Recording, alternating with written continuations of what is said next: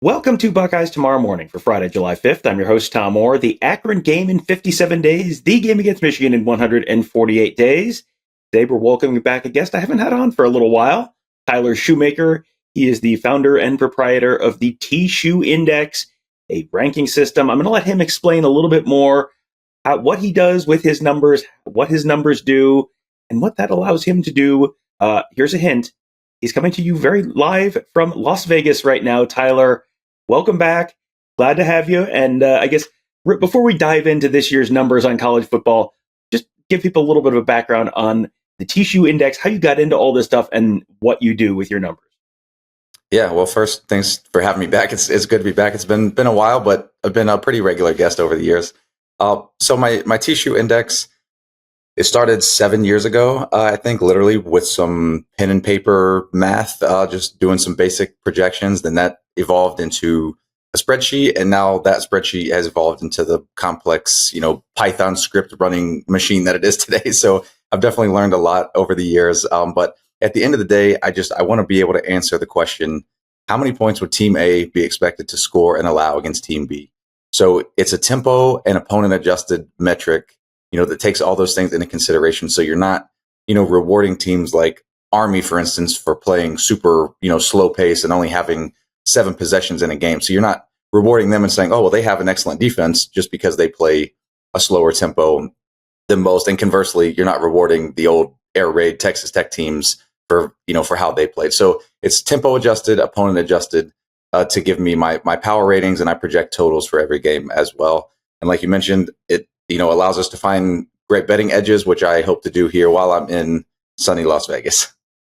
Yeah, and you don't just do this for college football either. I see a lot of WNBA on your timeline, which has always been one of those things that's fascinating because I think, NFL, there's a lot of people looking at the NFL. It feels like there's fewer people looking at the WNBA. Might be an area where you can, maybe find some edges that other people have not found. And I saw on your Twitter timeline, you even went to a Las Vegas Aces game last night. Is that sort of turned into an interest for you? Yeah, it's really fun. And I mean, I've become, I think, one of the foremost people in the betting industry for women's basketball, WNBA and women's college basketball, because like you said, it's kind of an untapped market. It's growing in popularity now this year more, with Caitlin Clark and Angel Reese and that rookie class. But I've been doing this for a couple of years, been really successful betting it.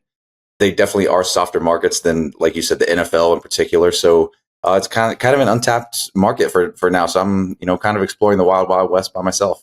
All right. Normally we leave the plugs for the end of the show, but I'm going to let you just upfront let people know, hey, if I'm interested in Tyler's numbers on college football or WNBA or anything else, where can they find your stuff? Where can they find you on Twitter? All that good stuff. Yeah, so I write daily articles, projections, and everything for vcent.com. The best place is just to follow me on X at Tshoe Index. If you're interested in getting my guides, WNBA, I just released my college football and NFL guides. Just send me a DM and we'll get that worked out. But there's a lot of good stuff in there. You get spread, total, money line, win probabilities for every single game of the season. You get those projections ahead of time. So it really, if you're interested in betting or just interested in college football in general and understanding kind of the landscape, it is a really valuable tool, I think. Yeah, and it is incredibly in depth. I was looking through his college football stuff before we did the show, and you're scrolling through this sea of tabs on a big spreadsheet, and it's like Texas A&M Commerce. I forgot that they had even moved up, and don't worry, he has a full profile for Texas A&M Commerce and Stony Brook and Tarleton State and everyone else, and yes, Ohio State and Georgia and Oregon as well. So we're going to be mostly focusing more on the Ohio State and Georgia end of things than the Stony Brook and Tarleton State. But if you are interested, it's all there. So there you go. So let's start, I guess, with sort of a little of a big picture question for this year. You mentioned you've been doing this for 7 years now. What kind of a challenge is it this year with the numbers? Because you're dealing with, normally you go, okay, the Big Ten teams, they all played the Big Ten teams last year. So you feel like you have, at least within the conference, a decent set of data to work with going off of last year. This year, it's like they just kind of took all the names and threw them up in the air, and wherever they landed, they landed. You got overhauled SEC and overhauled Big Ten and overhauled Big 12 and overhauled ACC. How big of a challenge is that? And, does that make you less confident in your numbers this year? Or is it just kind of, the fact that you have the data from last year, it doesn't matter. It should basically work as it has in the past. Are there more questions than normal or not? That's a really good question. I don't think so. I think it should be business as usual. I mean, the benefit of having been doing this for so long is, I've got ratings back to 1970 right now, I think. So having that historical data and understanding how teams and programs have done historically, particularly in college football, like, pretty much every year you can bank on Ohio State, Georgia, Alabama, all being near the top. So from that standpoint, it should be business as usual.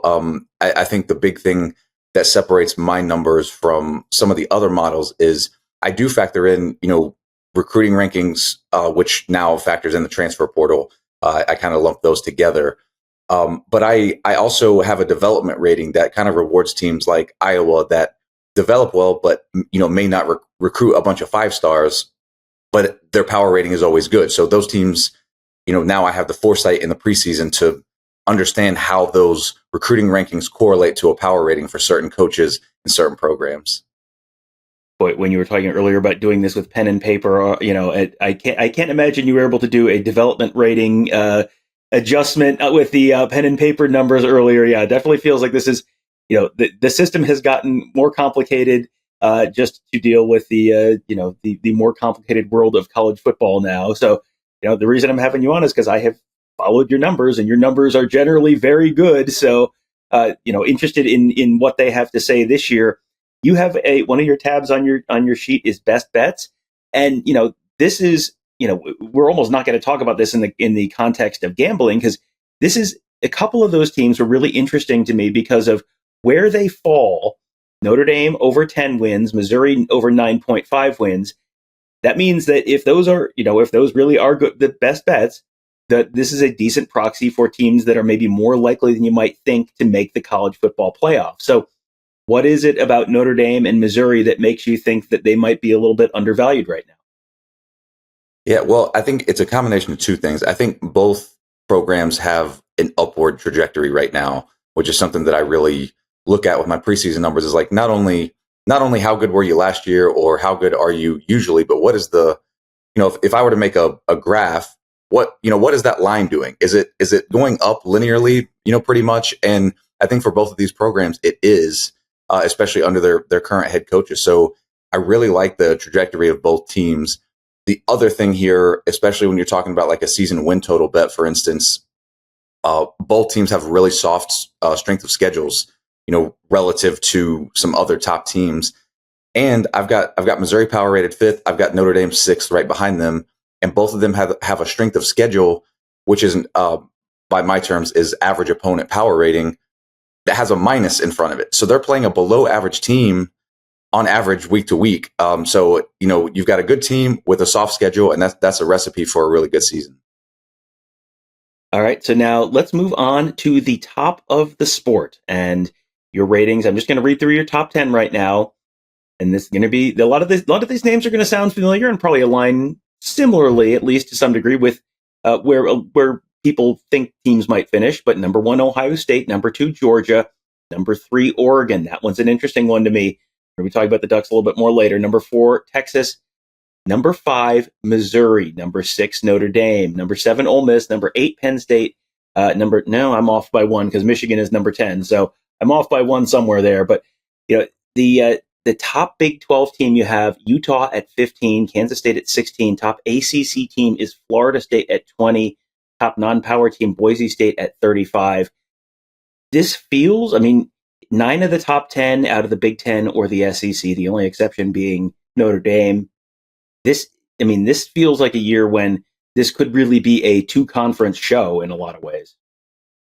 Yeah, that's kind of been the trend, since conference realignment kind of started back up.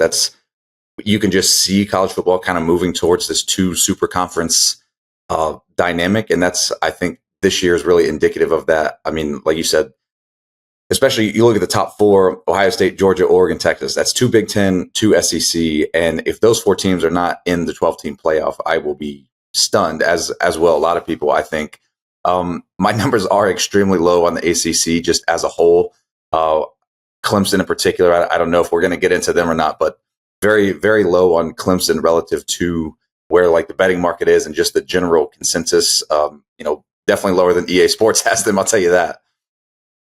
Yeah, and I went back and looked. I missed the fact that you had a header row on your spreadsheet. So Michigan is number 9, Alabama number 10. There you go. Professional spreadsheet reader, me. Great job, me. But yes, Alabama in the top 10 as well. You're looking at the Big Ten numbers. This feels like it's going to be. It looks like it's shaping up to be a fairly top-heavy conference.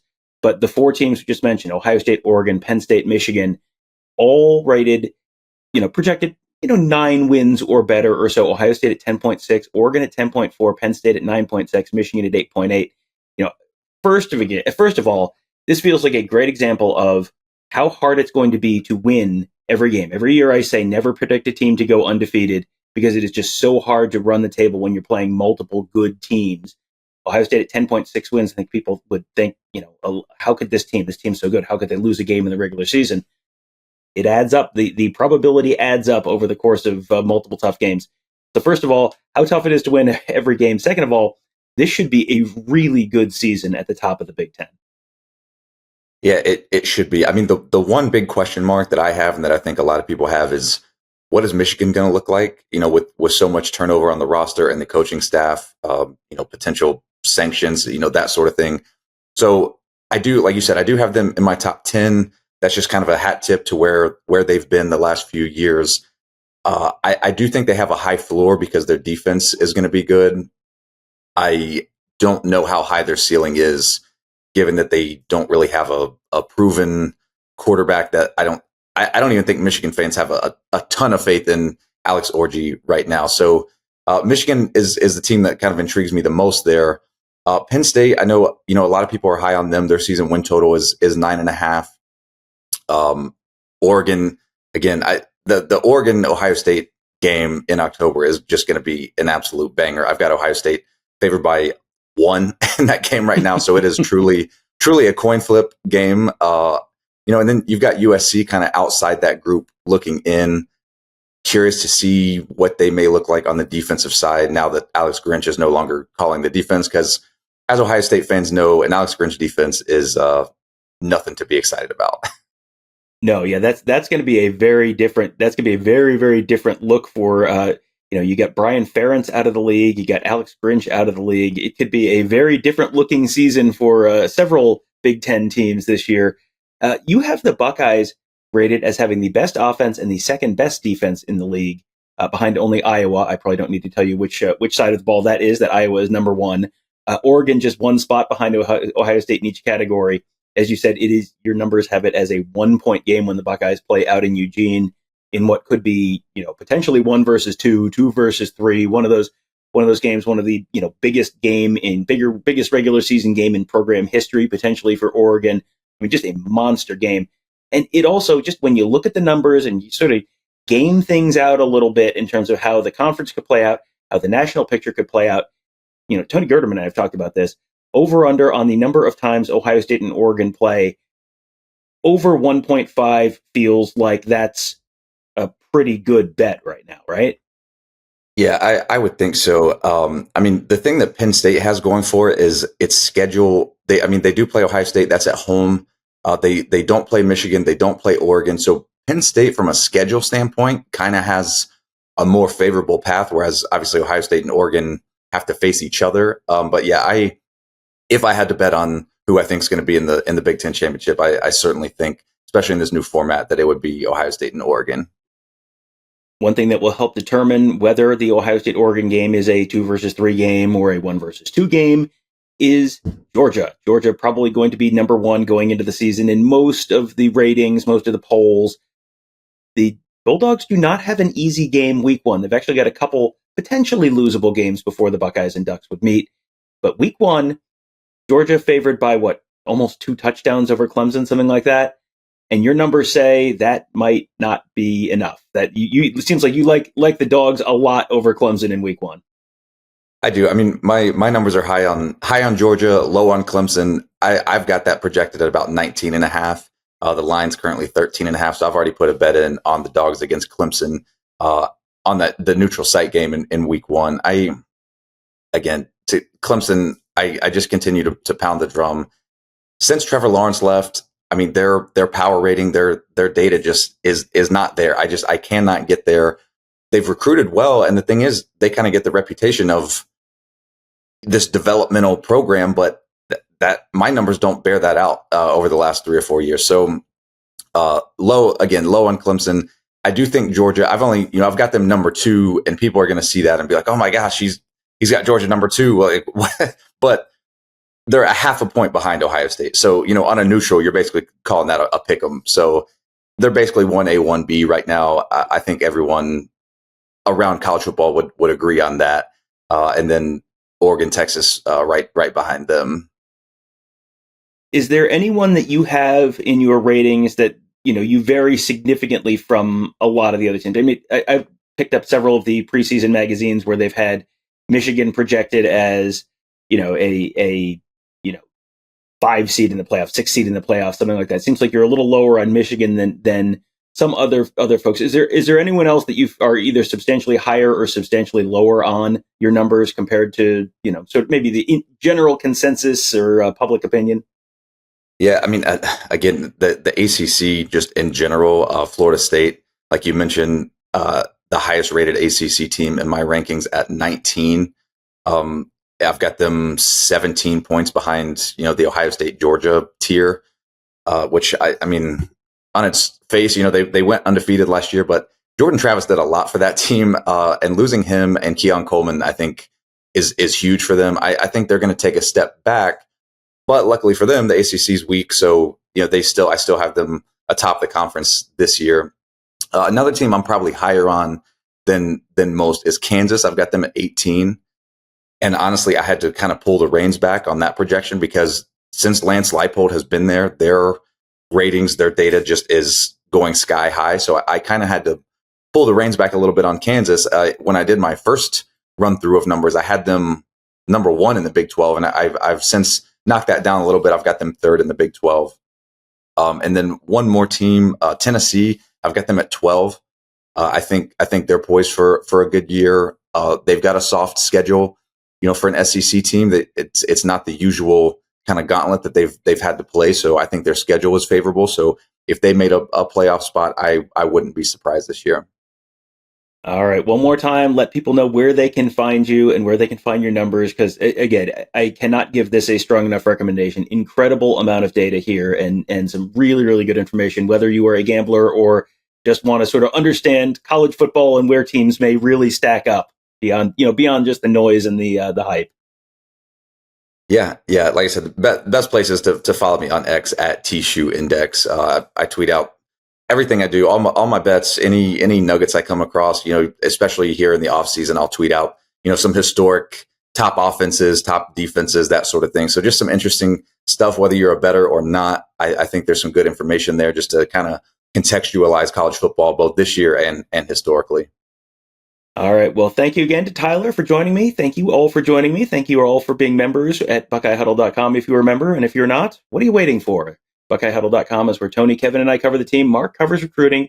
Got our whole team of X's and O's gurus making you a smarter football fan.